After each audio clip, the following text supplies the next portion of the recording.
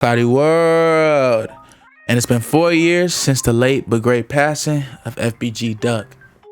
Since that time, we've seen Durk's career go up like crazy, the sad passing of King Von, and the house arrest and the untimely undoing of that man NBA Youngboy.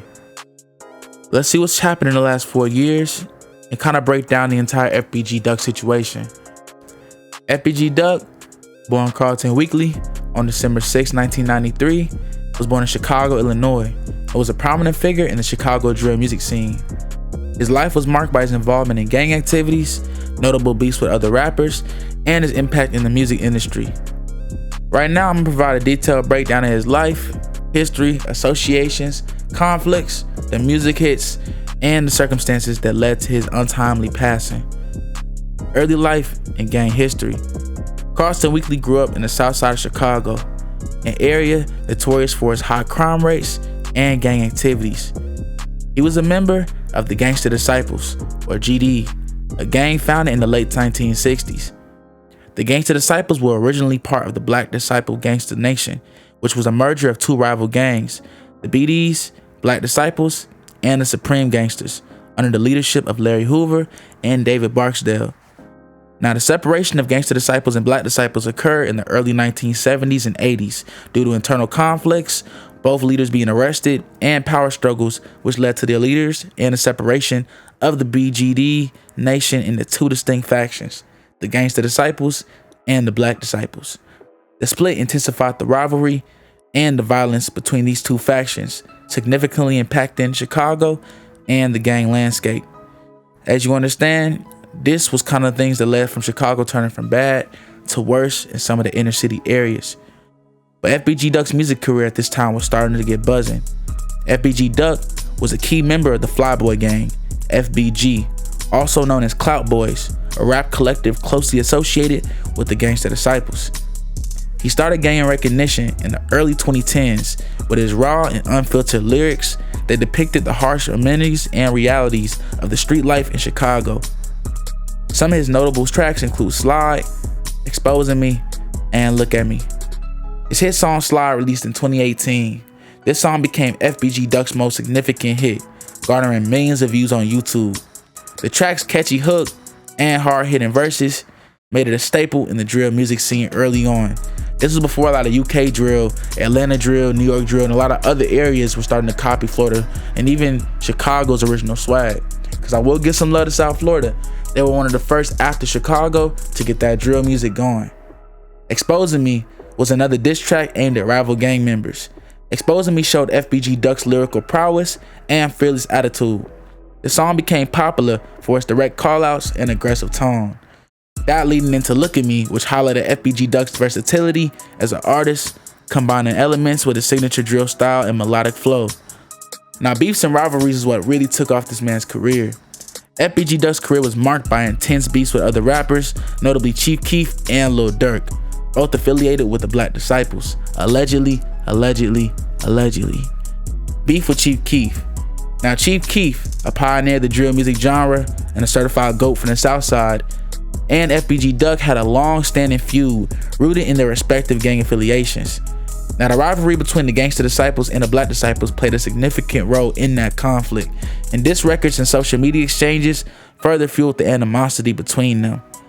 FBG Duck's track, Dead Cats, was particularly controversial, as it mocked deceased members of rival gangs, including those affiliated with Chief Keef. Now, beef with Lil Durk was also an issue because another prominent figure in the drill scene also had a lot of contentious issues with FBG Duck. Their beef was characterized by a series of diss tracks and public confrontations. Lil Durk affiliated with the Black Disciples, and his loyalty to fallen friends like King Von intensified the hostility between him and FBG Duck. The back and forth exchanges in their music reflected the broader gang conflicts in Chicago. And now most people, this is where they know FBG Duck from, which is his passing and the reason behind his passing. Now, on August 4th, 2020, FBG Duck was hit and Pelote passed away in a brazen daytime attack in Chicago's upscale Gold Coast neighborhood. The incident shocked the city, highlighting the pervasive violence that had claimed yet another young life. Now, reports indicated that FBG Duck was shopping when he was ambushed by multiple hitmen. Now, the attack was believed to be gang-related and a tragic consequence of the ongoing gang war and outspoken nature in his music. Now, many people don't understand how this affected FBG, OTF, and kinda Lil Durk as well. You see, 8 members of O Block's OTF were arrested and charged with the passing of FBG Duck.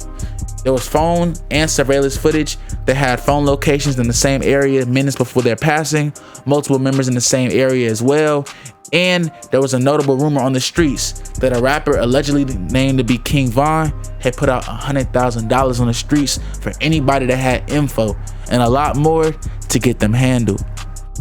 Now, all of these things are still allegations, as these people were only charged because they had a hand in his passing, not because they could prove anything was connected to OTF and Lil Durk specifically. However, these men were from the area of O Block, and these men definitely had a past vendetta against FBG Duck, man. Now, it's been 4 years since that passing, and a lot's happened since then. Lil Durk's career has taken him from being a street legend into a mainstream superstar. He's doing $500,000 shows and doing world tours at this point, basically. All over the country, he's a wide, well-known name. And every song he drops does millions in less than a day. Lil Durk has passed what it was to be just a street legend. He's found a way to not only elevate himself, not only OTF, but everyone in the South Side to not only being bigger, but for their voice and their sound to be able to get to the mainstream with a lot less time. Whether people like it or not, Lil Durk put over a decade and change into this music industry to be mainstream. He didn't just earn this one day. He dropped hits for a while, let his career cool off, let it get hot again, and kept being consistent. And most artists wouldn't even be able to survive a year of that, let alone 10. Overall, FBG Duck's life and career were deeply intertwined with the gang culture of Chicago. His music served as a voice for many in his community, portraying the struggles and violence that define their daily life. Despite his success, his involvement in them activities and the intense rivalries he fostered ultimately led to his untimely passing. FBG Duck's story is a very clear and poignant reminder of the harsh realities faced by many young black men growing up in Chicago, where talent and ambition are often overshadowed by the evil cycle of the violence.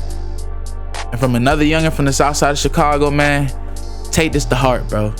If you got talent and you got a little cheese on you, move out the city, man, as soon as you can. Take the family you situated, but don't waste time, because that fire that you're using to bring light in, there's a lot of evil people that want to dim it out. ClowdyWorld, and let me know what y'all think about this man, FBG Duck, OTF, Lil Durk, everyone's involvement in kind of this entire drill era in the modern day. It seems like those that made it out, like Chief Keef and Lil Durk, are soaring way higher than people ever thought possible, while others that couldn't keep their temper or sometimes couldn't lock in were left to the shadows. Let me know your thoughts and likes in the comment section, and subscribe. ClowdyWorld, and we gone.